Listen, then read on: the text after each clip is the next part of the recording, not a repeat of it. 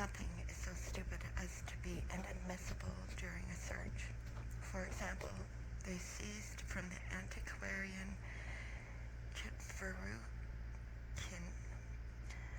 a certain number of pages of Cyrus' decrees, to wit, the decree on ending the war with Napoleon, on the formation of the Holy Alliance, and a proclamation of public prayers against cholera during the epidemic of 1830. From our greatest expert on Tibet, Vostrikov, they confiscated ancient Tibetan manuscripts of great value, and it took the pupils of the deceased scholar 30 years to wrest them from the KGB. When the Orientalist Nevsky was arrested, they grabbed Tangut manuscripts, and 25 years later the deceased victim was posthumously awarded the Lenin Prize for deciphering them. From Karger, they took his archive of the Iine oscillates and vetoed the alphabet and vocabulary he had developed for this people. A small nationality was thereby left without any written language.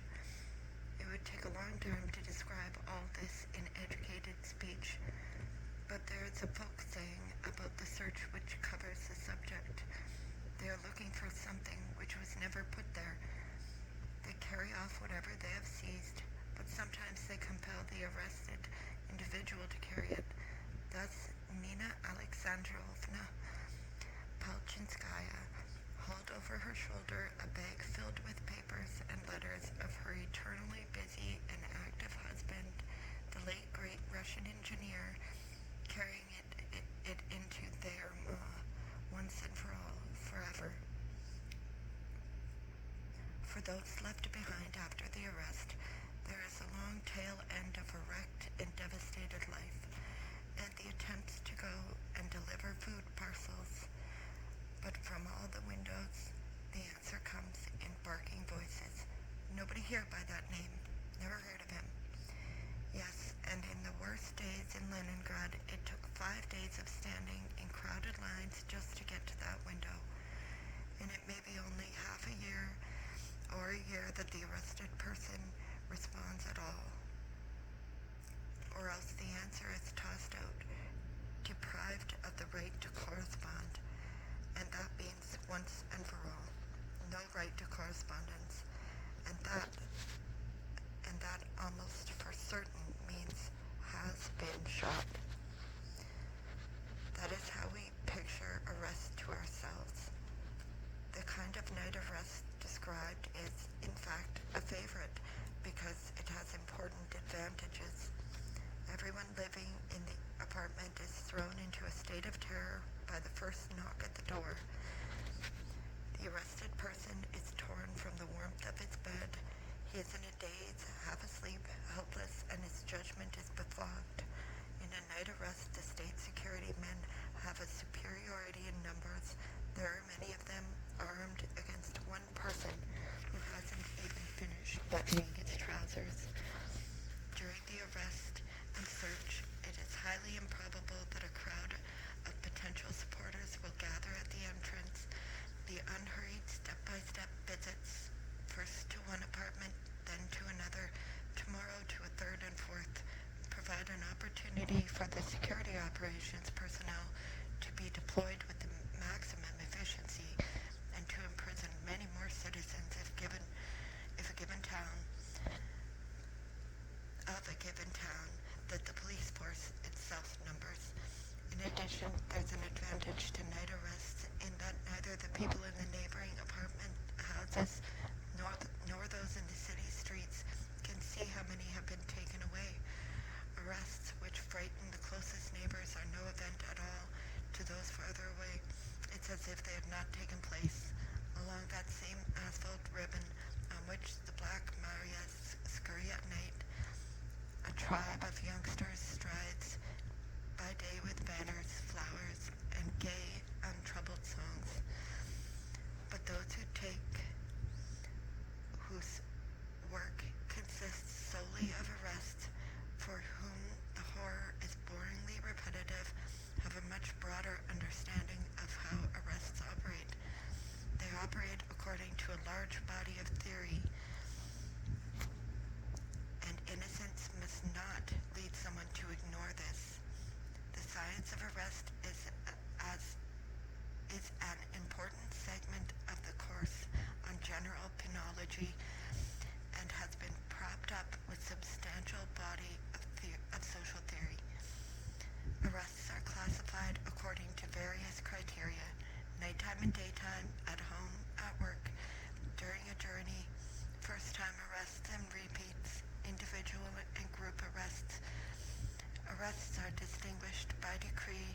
by degree of surprise required, the amount of resistance expected, even though in tens of millions of cases no resistance was expected, and in fact there was none.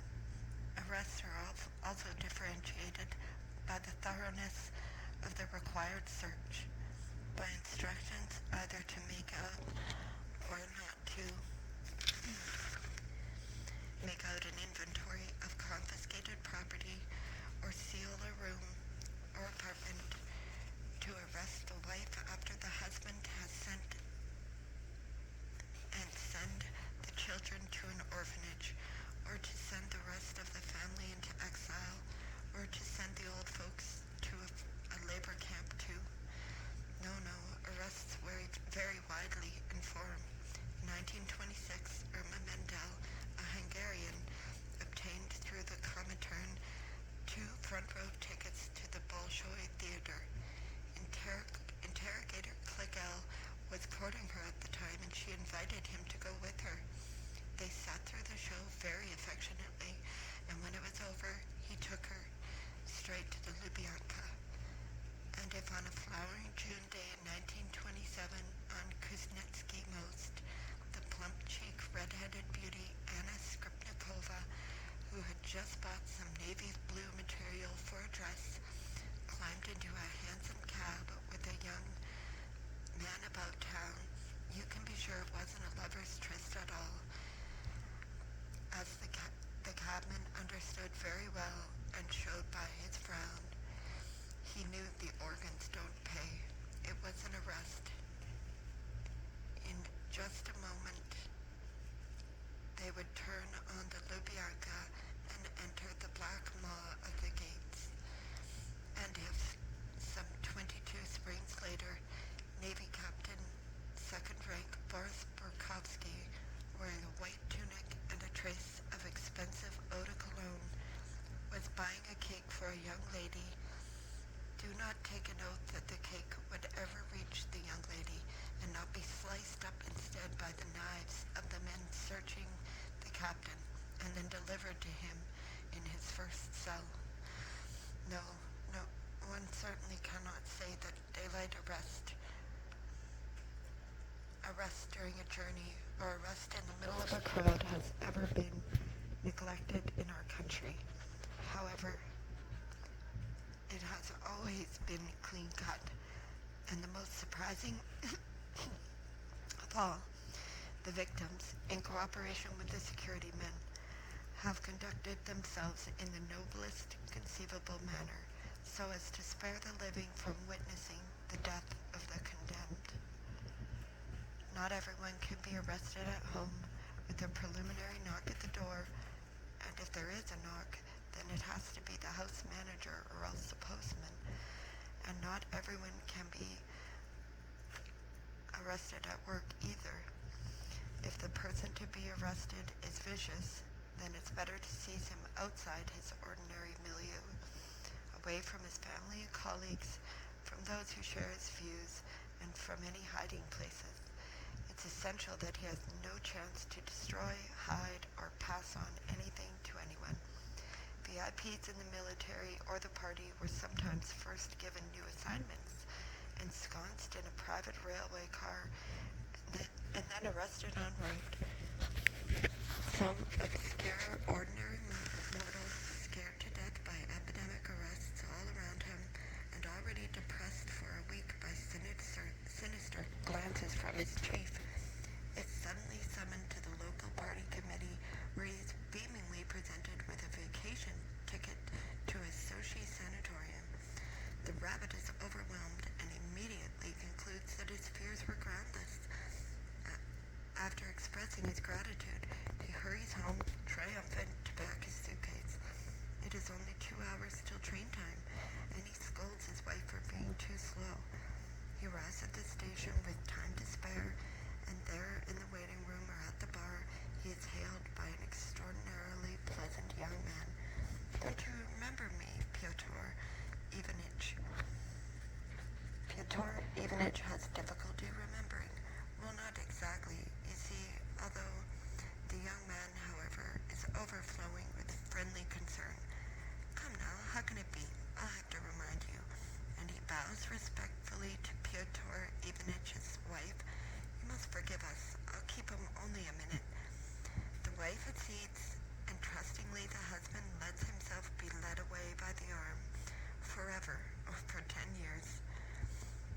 station is thronged, and no one notices anything. Oh, you citizens who love to travel, do not forget that in every station there is a GPU branch and several prison cells. This importunity of alleged acquaintances is so abrupt that only a person who has not had the wolfish preparation of camp life is likely to pull back from it. Do not suppose, for example, that if you are an employee of the American Embassy by the name of Alexander D., that you cannot be arrested in broad daylight on Gorky Street, right by the Central Telegraph Office.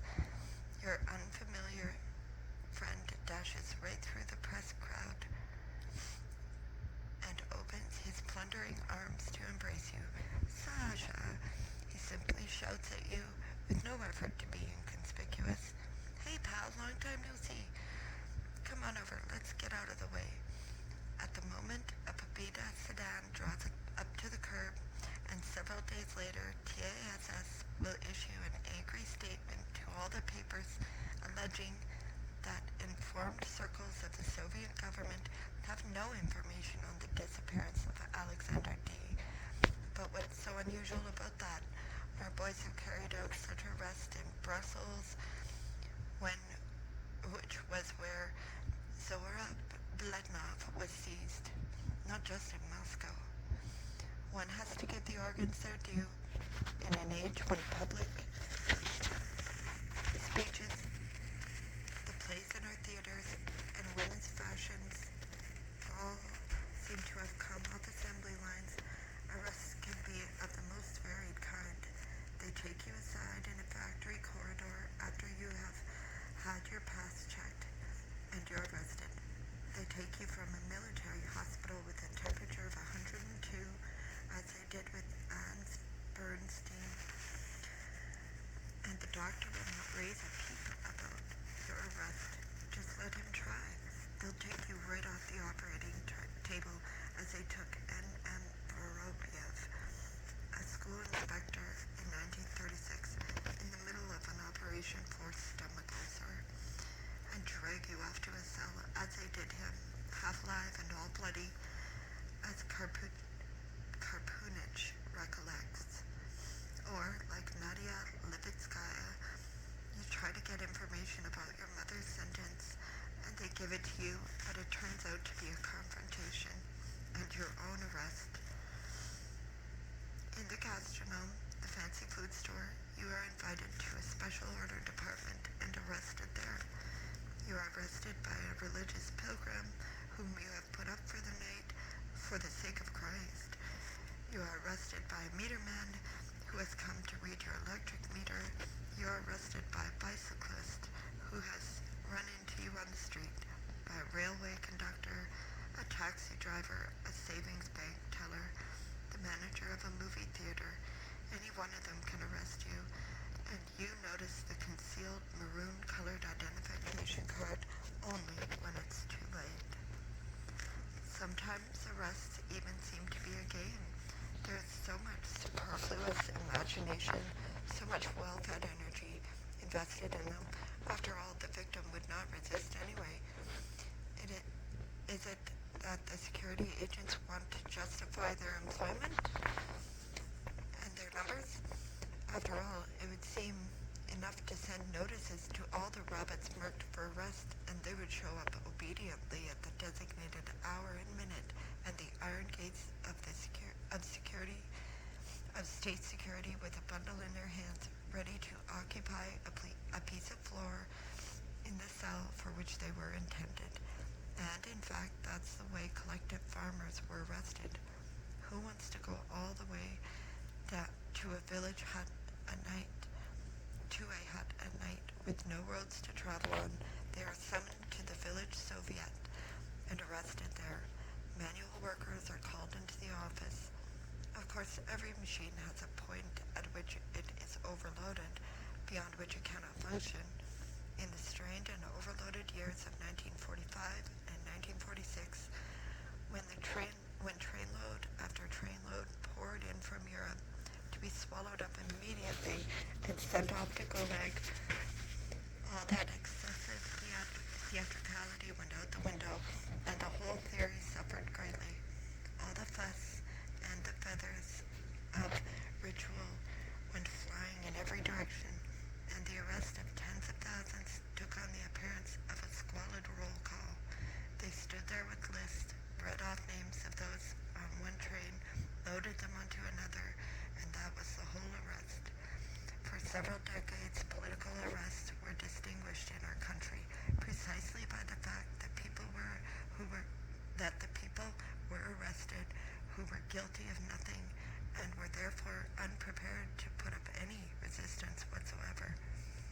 There was a general feeling of being destined for destruction, a sense of having nowhere to escape from the GPU-NKVD,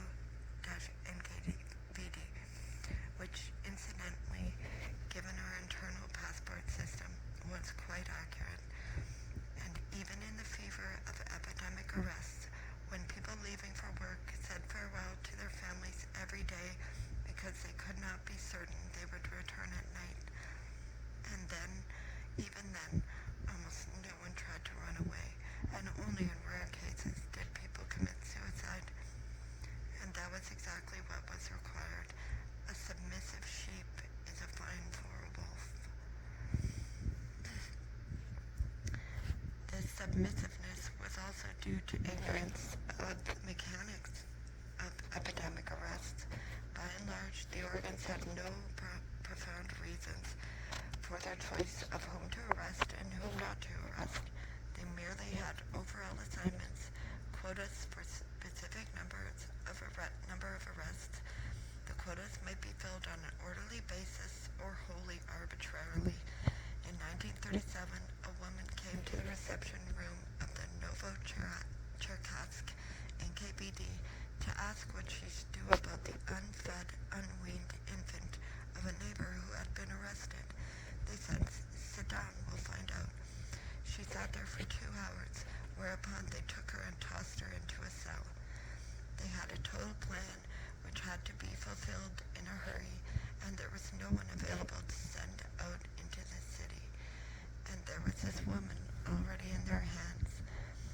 On the other hand, the NKVD did come to get Latvian Andrei Pavel near Orsha, but he didn't open the door. He jumped out the window, escaped, and shot straight to Siberia. And even though he lived under his own name, and it was clear from his documents that he had come from Orsha, he was never arrested, nor summoned to the organs, nor subjected to any suspicion whatsoever. After all, the search for wanted person falls into 3 categories: all Union, Republican, and provincial. And the pursuit of nearly half of those arrested in those epidemics would have been confined to the provinces. A person marked for arrest by virtue of chance circumstance, such as a neighbor's denunciation, could be easily replaced by another neighbor. Others, like Andrei Pavel, found themselves in a trap or an ambushed apartment by accident, and who were bold enough to escape immediately before they could be questioned, were never caught and never charged. Those who stayed behind to await justice got a term in prison. And the overwhelming majority, almost all, behaved just like that, without any spirit, helplessly, with a sense of doom. It is true, of course, that the NKVD, in the absence of the person it wanted, would make his relatives guarantee not to leave the area. And of course, it was easy enough to cook up a case against those who stayed behind to replace the one who had fled. Universal innocence also gave rise to the universal failure to act. Maybe they won't take you. Maybe it will all blow over. Lady Zhensky was the chief teacher in a school in remote Kologriv. In 1937, a peasant approached him in an open market and passed him a message from a third person, Alexander Ivanich. "Get out of town. You are on the list." But he stayed. After all, the whole school rests on my shoulders, and their own children are pupils here. How can they arrest me? Several days later, he was arrested. Not everyone was so fortunate as to understand that at the age of 14, as did Vanya Levitsky, every honest man is sure to go to prison. Right now, my papa is serving time, and when I grow up, they'll put me in too. They put him in when he was 23 years old. The majority sit quietly and dare to hope. Since you aren't guilty, then how can they arrest you? It's a mistake. They are already dragging you along by the collar, and you still keep on exclaiming to yourself, it's a mistake. They'll set things right and let me out. Others are being arrested en masse, and that's a bothersome fact. But in those other cases, there is always some dark area. Maybe he was guilty. But as for you, you are obviously innocent. You still believe that the organs are humanly logical institutions. They will set things straight and let you out. Why then should you run away? How can you resist right then? After all, you'll only make your situation worse. You'll make it more difficult for them to sort out the mistake. And it isn't just that you don't put up any resistance. You even walk down the stairs on tiptoe, as you are ordered to do, so your neighbors won't hear. And what exact point then should one resist? At what exact point then should one resist? When one's belt is taken away? When one is ordered to face into a corner? When one crosses the threshold of one's home? An arrest consists of a series of incidental irrelevancies, of a multitude of things that do not matter, and there seems no point in arguing about any one of them individually, especially at a time when the thoughts of the person arrested are wrapped tightly around the big question, what for? And yet all of these incidental irrelevancies taken together implacably constitute the arrest. Almost anything can occupy the thoughts of a person who has just been arrested. This alone would fill volumes. There can be feelings which were never suspected.